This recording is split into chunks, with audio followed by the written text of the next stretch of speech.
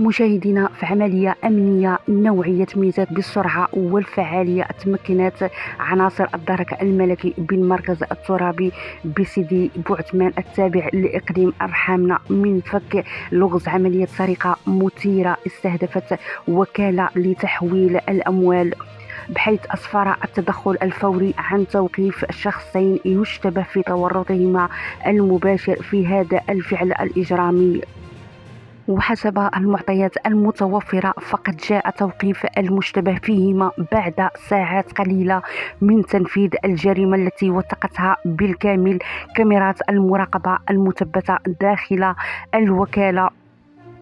وأظهرت مقاطع الفيديو المتداولة أحد الموقوفين وهو يقتحم الوكالة واضعا لثامن على وجهه، حيث قام بتهديد المستخدمين باستعمال السلاح الأبيض قبل أن يستولي على مبلغ مالي ناهز 97 ألف درهم، ما يقارب 10 ملايين سنتيم.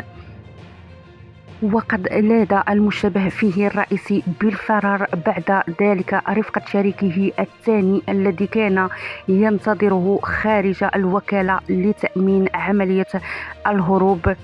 وفور إشعارها بالحادث باشرت مصالح الدرك الملكي تحريات وأبحاث ميدانية مكثفة مكنت في وقت قياسي من تحديد هوية الجنات وإيقافهما، كما أسفرت العملية أيضا عن استرجاع جزء من الأموال المسروقة حدد ب10,000 درهم. تشير السجلات الأمنية إلى أن الموقوفين هما من ذوي السوابق القضائية.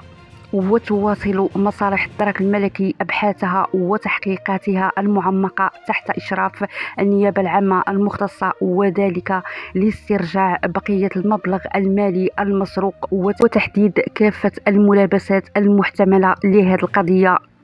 هنا وصلنا لنهاية التقرير، إلى اللقاء في تقارير جديدة، دمتم في أمان الله.